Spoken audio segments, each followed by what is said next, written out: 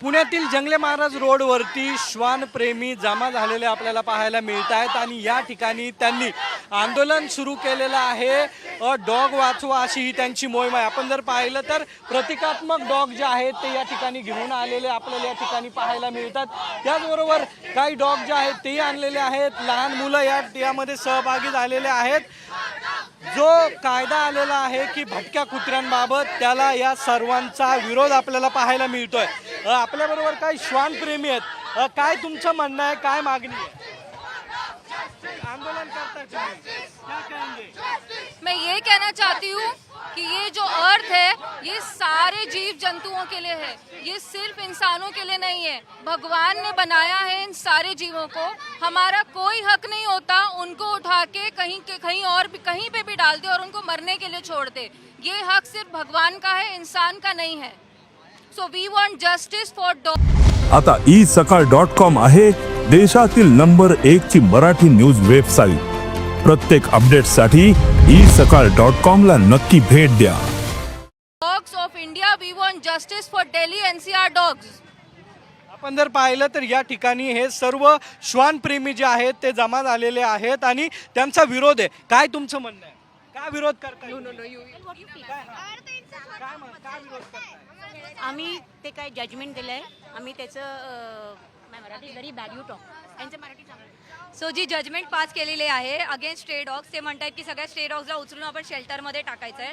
So या गोष्टीला prostate करण्यासाठी आम्ही इकडे एकत्रित जमा झालो आहे। सो आमचं म्हणणं हे आहे की ABC रूल्स 2023 प्रमाणे जसं म्हणतात की प्रत्येक प्राण्याला खाऊ घाला, अन्न द्या आणि त्याला शेल्टर द्या, त्याला वॅक्सिनेट करा, स्टरलाइज करा आणि पुन्हा त्याच्या ओरिजिनल लोकेशनवरती पुन्हा सोडा। आपण कुत्र्यांना रिलोकेट सुरुवात आहे का? ही सुरुवात आहे आंदोलनाची? हो, ही फक्त सुरुवात आहे आणि जोपर्यंत न्याय मिळत नाहीये आम्ही हे कंटिन्यू करत राहणार आहे।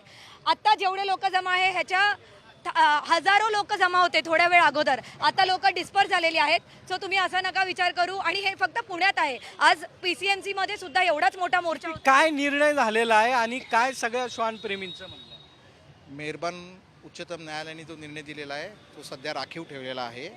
श्वानप्रेमी किंवा प्राणीप्रेमी म्हणून आमचं म्हणणं एवढं आहे की कुत्र्यांना किंवा प्राण्यांना शेल्टरमध्ये डांबून या गोष्टीचा तोडगा निघू शकत नाही। तेवढे शेल्टर, तेवढी आपल्याकडे इन्फ्रास्ट्रक्चर नाही आहे। प्राण्यांसाठी नसबंदी करणं आणि यामध्ये माणसांमध्ये आणि प्राण्यांमध्ये एक समतोल राखणं हे आवश्यक आहे। त्यामुळे मेहरबान सुप्रीम कोर्टाने आपला निर्णय देताना या सर्व गोष्टींचा गांभीर्याने विचार करून मग निर्णय द्यावा। प्राण्यांवर विरोध कायम असणार आहे? हो, विरोध कायमच असणार आहे, कारण आज इंडिपेंडन्स डे आणि त्यांना जेलमध्ये ठेवल्यासारखं केलेलं आहे। त्यांचा ह्याच्यात काहीच दोष नाही आहे, ते मुख्य जनावर आहेत, ते सहन करतायत म्हणून त्यांना असं केलं नाही पाहिजे असं आमचं म्हणणं आहे। काय केलं पाहिजे?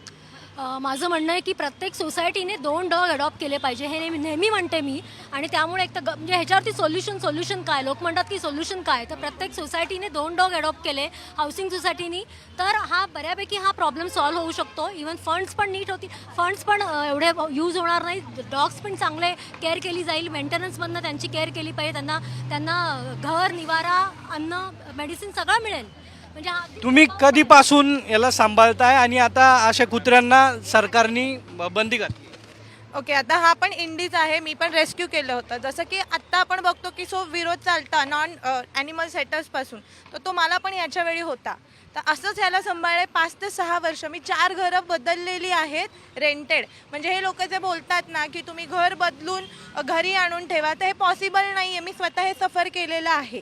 तो ह्यामध्ये आमची एकच मागणी आहे की त्यांना त्यांचा राईट मिळावा। माणूस हा सर्वश्रेष्ठ असं समजून त्याने बाकीच्यांचं अस्तित्व सुरुवात झाली आंदोलनाची? हो, ॲक्च्युली असं वाटते झाली, कारण जर आपण स्वातंत्र्य दिन म्हणतोय तर कुठेतरी आपण स्वतः मुक्तपणे फिरतोय, पण आपण त्यांना कुठेतरी त्यांच्या जेलमध्ये टाकल्यासारखं करून हे कुठेतरी त्यांच्यावर खूप मोठा अन्याय करतोय आणि खरंच खूप मोठी सुरुवात आहे, इथून पुढे अजून करू असं वाटतंय।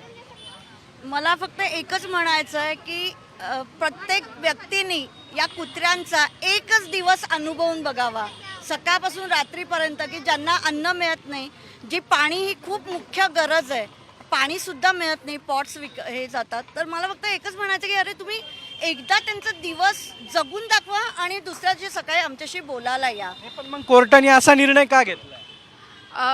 कोर्ट ने किस लिए ये निर्णय घेतला है वो मुझे नहीं मालूम है, पर मुझे इतना बोलना है कि मैं एक औरत जात, मेरे पास 1300 कुत्ते हैं, 1300।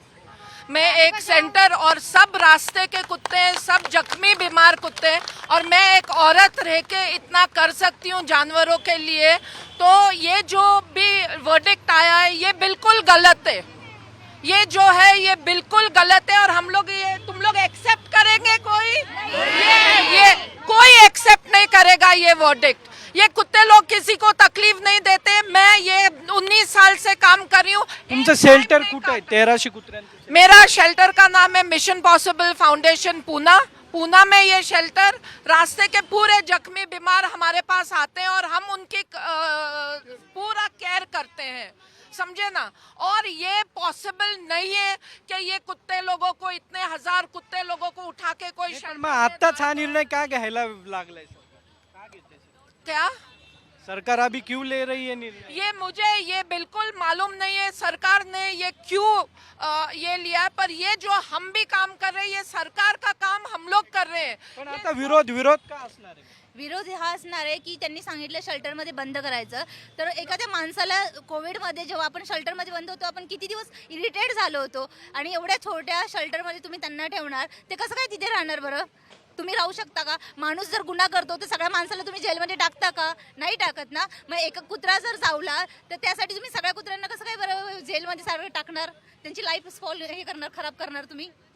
नक्की आपण जर पाहिलं ते सर्व अभी जैसे गवर्नमेंट ने जो वर्डिक्ट दिया है या सुप्रीम कोर्ट ने जो वर्डिक्ट दिया और कहते हैं कि है ना हम लोग शेल्टर में लेके जाएंगे, बट जो गवर्नमेंट अगर इनको एक बाउल पानी नहीं रख सकती है गर्मी में, आपको लगता है 3.5-4 लाख, आज दिल्ली से शुरुआत हुई है, कल पुणे में होगा, कल मध्य प्रदेश में होगा, पूरे इंडिया में होगा. So don't think that this is a small thing. इनका एक बहुत बड़ा रैकेट होने वाला है. दे जस्ट वांट बिजनेस, और ये सारी जो ट्रिक्स है वो सारे बड़े बिजनेस वालों की है, बिकॉज उनको कहीं ना कहीं किसी देश वालों के साथ हाथ जोड़ना है, हाथ मिलाना है, ताकि उनका घर भर सके. नक्की या कुत्र्यांचा व्यापार होऊ शकतो असा आरोप आहे. नमस्कार, मी शाहबाज खान. मी कात्रजवरनं आलो आहे आणि फार लांब लांबनं हे सगळे लोक जमा झाले तिथं, आणि सगळ्यांना हे मोठं दुःखाची गोष्ट आहे की जज साहेबांनी हे निर्णय दिला की ह्यांना शेल्टरमध्ये टाकायचं, पण शेल्टरची कुठं काही व्यवस्था आहे नाही. नाही, पण आतापर्यंत जे कुत्रे शेल्टरमध्ये होते त्यांचं काय झालं याचं काही माहिती दिली आहे का सर? मी ॲडव्होकेट हर्षद गरुड ॲनिमल राईट्ससाठी काम करतो, आणि आत्ता पिजन्सचं मॅटरसुद्धा माझ्या मार्फत फाईल केलं गेलं आहे आणि मी त्याने लढतो आहे मॅटर पुण्यासाठी. पहिली गोष्ट, स्ट्रे डॉग्सला तुम्ही रस्त्यावरनं हाकलू शकत नाही. सुप्रीम कोर्टने जो निर्णय दिलेला आहे त्याच्यामध्ये 2 गोष्टी समजणं गरजेचं आहे. एक म्हणजे ABC रूल्सचं तुम्ही पार्शियली इम्प्लिमेंटेशन करू शकत नाही. म्हणजे एका साईडला तुम्ही ऑर्डर काय दिली की रस्त्यावरच्या कुत्र्यांना उचला आणि शेल्टरमध्ये टाक. तुमची शेल्टर आहेत का अवेलेबल? जर शेल्टरच अवेलेबल नसेल तर कुत्र्यांना उचलून तुम्ही काय करणार आहे? काय करणार आहे पुढचं आंदोलन? तेच तर मी तुम्हाला सांगता येईल. तर पुढचं आंदोलन हे आहे. नाही, पुढचं आंदोलन हे आहे, जर आता ऑर्डर रिझर्व झालेली आहे सुप्रीम कोर्टाची, माननीय सर्वोच्च न्यायालयाने ऑर्डर रिझर्व केलेली आहे. ऑर्डर रिझर्व केलेली असताना जेव्हा ऑर्डर येईल त्याच्यानंतर पुढची दिशा ठरवता येईल की आंदोलन कसं. आता आम्ही सुरुवात केलेली. नक्की आंदोलनाची सुरुवात जी आहे ती पुण्यातून सुरू झाली, आणि या कायद्याला पूर्ण या सर्व श्वानप्रेमींचा विरोध असणार आहे. कॅमेरा सुमित भोसले सह सागरवाड, साम TV. देश विदेशातील प्रत्येक घडामोडींचे लाईव्ह अपडेट मिळवण्यासाठी आता साम टीव्हीच्या सर्व सोशल मीडिया प्लॅटफॉर्मला लाईक, फॉलो आणि सबस्क्राईब करा. तसंच सर्व नोटिफिकेशनसाठी बेल आयकॉन प्रेस करायला विसरू नका.